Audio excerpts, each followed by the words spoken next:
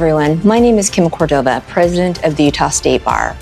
We are nearly at the end of the legislative session, and there have been so many bills during the session that bring up constitutional issues. Is the bill constitutional? Does it violate the Constitution? What are the constitutional concerns or impacts of this bill? And as we question these bills, as we should, as we have sworn an oath to protect the Constitution, I want to talk today about one of our fundamental rights under the Constitution, the Sixth Amendment to the Constitution and Article 1, Section 12 of the Utah Constitution, the right to counsel. So today we have with us Matt Barraza, who is the Executive Director of the Indigent Defense Commission. And we're going to talk to him about our fundamental right, the right to counsel. Hi, Matt. Hi, Kim. How are you? I'm good. Thanks for joining us today. Thanks for having me. And can you tell us a little bit about what the Indigent Defense Commission is and a little bit about our fundamental right to counsel? Sure. Well, the right to counsel was established under the U.S. Supreme case, Gideon versus Wainwright. That established the right that if a person was charged criminally for a charge and they couldn't afford to hire an attorney, the state had to provide one. Now, Gideon didn't direct states how to do that. And Utah, like many states, decided to delegate that responsibility to the cities and towns throughout the state. And over the years, it became clear that that was problematic because you had this patchwork of systems that some systems paid more attention, put more resources into their public defense than others. And so you could have one person charged in one county that would have great representation and someone charged in a neighboring county that would have not so great representation. So the Indigent Defense Commission was created in 2016 to help provide some state oversight to criminal defense, indigent defense throughout the state. So we help to support public defenders throughout the state. And so Gideon versus Wainwright is a United States Supreme Court case, right? And remind me of the year that was? 1963. 1963. And so it built upon our constitutional right, our fundamental right to counsel. And it broadened it so that the government would have to pay for that right to counsel for indigent persons. Exactly. So it's a major access to justice issue. Absolutely. And so when you talk about that, the federal government then delegated that responsibility to the state, right? And the state of Utah has then delegated it to the cities and towns, right? And you talk about kind of that patchwork. Can you talk to us a little bit about the different systems that Utah uses and how they provide indigent defense to people accused of crimes? Right. So as you mentioned, it is delegated to cities and towns, and counties. So counties primarily are the ones that provide the bulk of the resources and the structure for indigent defense. That covers district courts, that covers child welfare cases, and juvenile delinquency cases as well. Those are all paid for primarily by the counties. But then since the Indigent Defense Commission was created, that we serve as a mechanism for state funding to help supplement those positions as well. So we are able to identify cities and counties where the caseloads are too high. So you might have a couple of attorneys handling all of the cases, all of the district court cases, for example, for that county. And the cases just might be overwhelming for one or two people to handle. And so we're able to use state funds to provide more help, more positions, more attorneys to help spread that caseload amongst them. And are there different types of how counties and cities and towns have responded in terms of their fundamental structures of how they respond to the responsibility of providing indigent defense? There have, for example, in Salt Lake County, we have the Salt Lake Legal Defenders Association. That is a law firm that's a nonprofit that exclusively handles criminal defense. That's all they do. They're full-time attorneys, they're benefited, and they're able just to devote all of their time and attention to their public defense clients. Other counties have a contract system, so they use independent contractors to provide those services. And one of the issues that they face is that those contracts are usually flat fee annual contracts. So For example, a public defender in one of the smaller counties might be paid $70,000 to handle all of the cases that come into their door for that year. And so there's a real struggle for them. They usually have to take on private counsel or private clients to supplement their income to make ends meet. And that flat fee contract usually doesn't include any kind of extra costs for experts or investigators or overhead or support staff. And so when we talk about indigent defense, and what are some of the other resources that your office can provide in terms of kind of helping, smaller cities and towns and smaller counties to kind of support them in a way of giving a full round of structure and support and holistic way to defending? Sure. So in addition to help fund actual defense positions in the cities and counties, we also have a training program that we provide. We provide online CLEs 2 a month, and so 24 throughout the year. And so those are provided online and are free to public defenders. And so they're able to attend those throughout the state. So we're able to reach rural defenders and defenders here in the Wasatch Front as well. We also provide some incentives for people who are doing that work. We have a defense resources pool for rural counties, some of those smaller counties. So we help pay for experts and investigators so that they can properly defend their cases. We also have some assistance that we provide in the form of travel reimbursement. A lot of these smaller counties, they simply don't have attorneys there to do the work, and so a lot of attorneys have to travel from more populated counties to represent their clients there, and so we help with some of those travel costs and hotels and things like that. And what else does your office? You do trial level work, right, in terms of indigent defense, and you have expanded a little bit in the past couple of years and taken on other areas of practice in criminal defense world. Can you tell us a little bit about that? Well, one of our crown jewel, if you will, is our appellate division. So in 2020, the legislature created within the IDC the Indigent Appellate Defense Division. And this was to address primarily criminal appeals in rural counties. That was the first step that we took into that arena. And that was something that had been recognized over decades. There was a study that came out by the court's task force in 1994 recognizing that the quality of the appeals that were being filed in some of those smaller counties just were not what the courts wanted to see. They recommended at that time that a statewide office for criminal appeals be established, but it didn't really take root.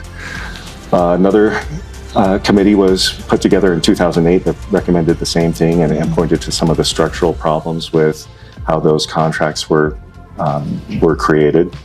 But then finally in 2020, IAD, the Indigent Appellate Defense Division, was created to handle rural appeals throughout the state. And having that centralized office has really been a game changer. Our staff has worked really hard to get the word out and to make their presence known. The first year that we were created, the IAD was created, there were 20 appeals filed throughout the whole state in rural counties. And most recently, the number of appeals filed was in the 90s. So just like a 5-fold increase almost from when we were first created. And not only have the numbers of appeals increased, but also the quality. We have a Chief Appellate Officer, Deborah Nelson, who has handled indigent appeals her whole career. And so she reviews all of those filings and makes sure that they are at the highest quality. And in addition to criminal appeals, our jurisdiction has grown to include child welfare appeals. So parents who are at risk of having their parental rights terminated, they can now appeal their cases through our office as well. And finally, most recently, post-conviction cases have been eligible for IAD representation as well. So those are kind of the last chance that a person has to have their case heard if they've exhausted their appeals or maybe they missed their appellate window, they can have an attorney represent them to have their case heard one last time. And so as the number of cases that your office has increased over the years, right, 20 to over 90 a year, right? That's a huge jump. That's a huge increase. And there's a talk about decision making and kind of the timing of maybe some decisions in the appellate courts and the Supreme Courts, and now with the expansion of both the appellate court and the Supreme Court, what does that mean for your office? Yeah. Well, it's a tremendous strain on our office as it is right now. With the growth, the staffing has not kept up with the growth. And so our criminal appeal attorneys probably have twice as many cases as they should. And that's resulted in a backlog. The cases are coming in faster than they can handle them. And so we are really, really desperate for some additional resources to be able to meet the need. And with the expansion in the courts, if IAD is not funded properly and has that staffing to meet the need, then there's going to continue to be a delay in those cases being heard.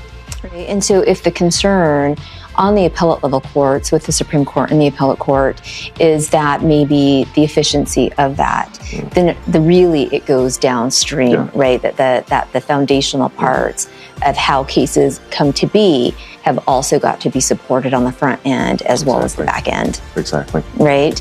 And you've seen that there hasn't been that type of commitment from the legislature in terms of funding your office to meet that need. We this last year in the governor's budget, we were grateful that he recommended some additional attorneys for IAD, and so we're hoping to have that recommendation met by the legislature this funding cycle and increase our ranks there. Great. That's so great to hear. Well, hopefully, fingers crossed, that'll happen. We do have a commitment from the legislature that they will help fund our foundational concerns to address the efficiency and the access to justice of the courts. And so hopefully that will happen, but we will stay tuned. And also, so tell us a little bit just to kind of wrap up some of the goals that you have for your agency and the Indigent Defense Commission. Well, we have some big goals, right? We have a big need to fulfill. There was an ABA study that came out a couple years ago that revamped the number of cases that a public defender should handle. And basically, Utah specifically has about a quarter of the attorneys that they need to be doing this work. So there needs to be just a massive investment in public defenders throughout the state, more people doing the work to lighten the caseload so that the people can have enough time and resources to properly represent the people that they're representing. And so one of the things that we're trying to do is to raise awareness with the legislature and with local decision makers as well, with the counties, to make them aware of the need so that they can invest more resources in public defense. And so when we talk about that and when we ask, this is the final question, right? Why should the legislature care? Why should citizens, why should other lawyers care about good criminal defense work? Well, there's so many reasons why they should.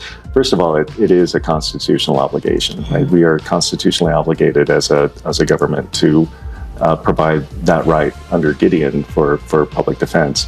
But not only should they have an attorney there, but it needs to be an effective attorney, somebody who has the time and resources to be able to properly represent somebody. But there's also, these are our neighbors, right, who are charged with these crimes. Sometimes they're family members, and so just from a moral standpoint, it's the right thing to do, is to make sure that everybody has that day in court, has the fair representation, and is able to have their case heard. If they want to go to trial, they need to have the time and resources. The attorney needs to have the time and resources to be able to put on a proper defense. But there's some downstream reasons why they should care too. If somebody has a good attorney, they're more likely to be out on bail or at pretrial while their case is pending, so they can continue to maintain their employment and housing and provide for their family while their case is pending. They're more likely to be put on probation. They're more likely to get in treatment faster if they have proper representation. And so that puts less strain on the system. There's less people in jail. There's less people in prison. And so that's a cost-saving measure for the county and the state. And also just the efficiency in the courtroom, right? To have effective counsel to keep cases moving through the justice system. And also one thing that I was thinking about was just the checks and balances, right? To make sure that procedures are being met and then that rights are being upheld and that everybody's doing everything that they need to be doing in terms of investigating and make sure that constitutional rights are upheld. Absolutely. Right. And I just wanted to just add one quick thing at the end that there, when we talk about indigent persons, that juveniles are also all indigent, and so juveniles, whenever a child walks into a courtroom, that they will have a lawyer with them because they are deemed indigent because they are children, right? And so thank you, Matt, so much for hopping on, and I just want to encourage everyone to read our president's message. Matt has a great history that he wrote up about Gideon versus Wainwright. Oh, and also talk about the anniversary. 10 years. We're 10 years old, double digits. And so we're really excited about everything that we've been able to accomplish. And we're looking forward to another decade of work improving indigent defense. Great. Well, congratulations to that and for educating and for getting the message out about the resources that we need in this important support and defending of the Constitution. Okay, until next time, thank you.